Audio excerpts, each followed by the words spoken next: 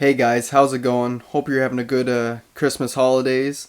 And to get me a little bit more into the Christmas spirit, I decided to rank all three Black Christmas movies. That's the 1974 one, the 2006 remake, and the 2019 remake.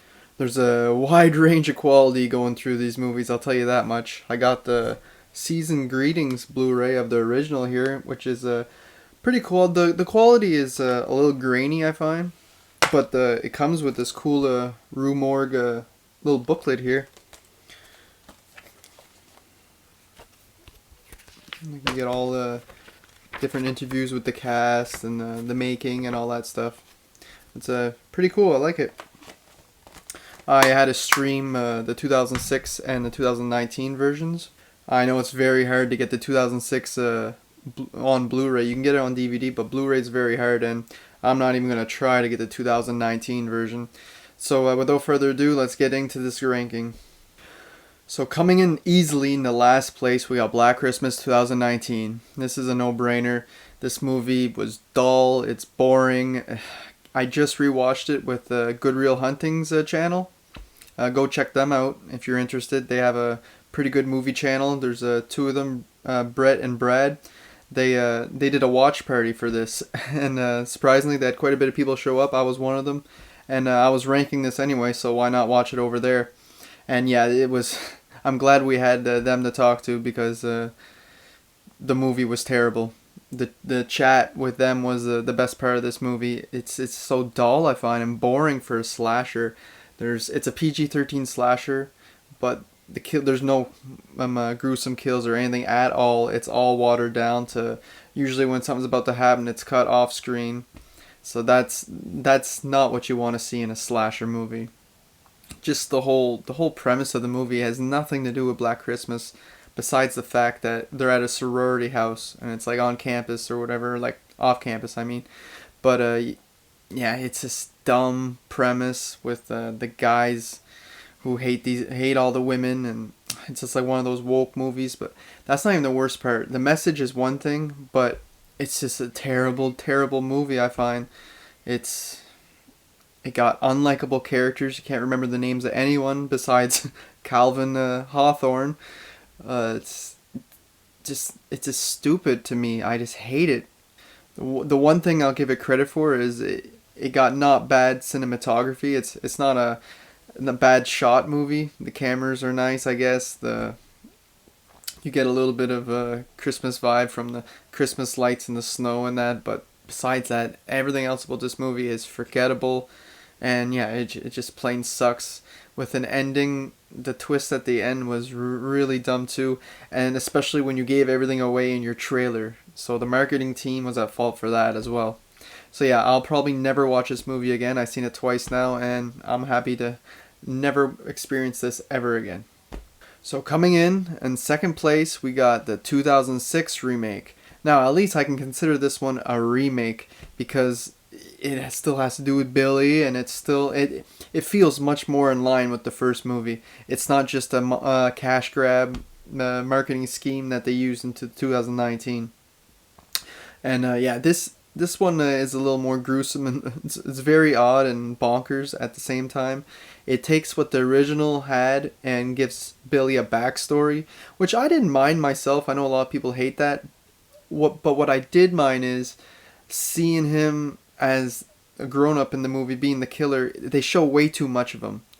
That's one thing the original gets right, is to show very little of the killer. But this movie, just you see him way too often. I don't mind showing him when he was a kid and all that, just to see his upbringing. Okay, that was interesting, something different. But yeah, they showed way too much of him in my opinion. And having him yellow, I mean, that was an odd choice too. Like I said, the kills are pretty great in this. There's some pretty gruesome stuff, some eyeball stuff. It's kind of gross at times. It almost seems like they purposely tried to push their limits just to see how far they could go, I guess.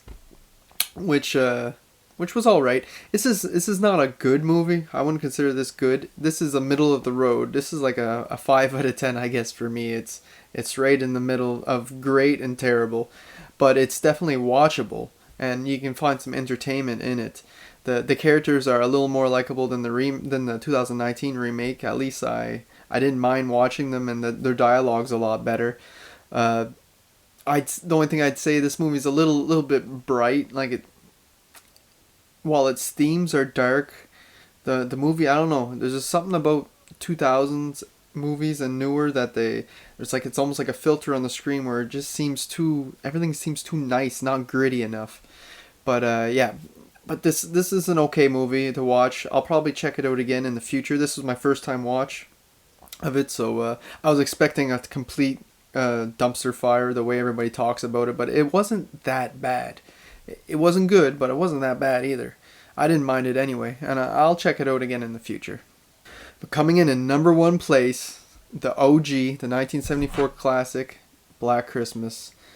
Just a Canadian classic, probably the best Canadian horror movie ever made. That and like My Bloody Valentine.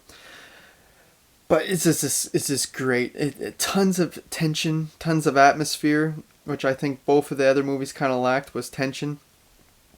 This is a slasher that didn't need to be gruesome. There's a few disturbing scenes in that, but they don't really show you the gore too much. But it didn't need to, because it had an awesome script. I like the storyline, great characters, the best in the franchise. You got Olivia Hussey, Margot Kidder, and the big John Saxon. He plays a cop again in this, just like in A Nightmare on Elm Street, and he kills it. I love how the cops are involved with the house. The sorority's awesome. Billy's awesome. Like I said, they keep him in the shadows for the most part, and that keeps him mysterious, and it just makes the movie better. I love the twist at the end with her boyfriend in that. I don't want to get too much into it in case you haven't seen it, but this is just a classic film. You got the phone calls. They're creepy and disturbing as hell. It's probably like the most creepiest thing about the movie is those phone calls. I just love how Billy's changing his voice and all that shit. It's just a really creepy movie, and I love it. It's a classic for a reason. It's starting to get a little bit more praise over the years, and people are starting to find out about it. It seemed like no one really knew about this before. A lot of people even watched Black Xmas from 2006 and didn't even know that it was a remake. They thought it was just an original piece. But yeah, this is the original, and to me, it's probably the best Christmas horror movie out there. And I'm really excited to see Dave McRae's fan film, It's Me, Billy, which is, I think there's going to be a trailer teaser or something coming out real soon here around Christmas, so I'm really excited for that too. But yeah, easily at number one place for me is the original Black Christmas. I'll probably do an individual ranking, or not ranking, a review of this movie sometime in the future, maybe next year or something, but this year I'm just doing a ranking of all three, and hopefully we don't get any more of these shitty remakes, sequels, whatever you want to call them, in the future. So yeah, that's all I got for today, guys. Thanks for checking out my video. Make sure to like and subscribe if you haven't already, and let me know what's your favorite Black Christmas movie. I have a good idea of what it is and what your worst is, but if they're not in my order, I want to hear about it, because I think this is 98% of the people will have the same ranking as me. It's not out of the ordinary ranking at all. But that's all I got for today, guys. Thanks for watching.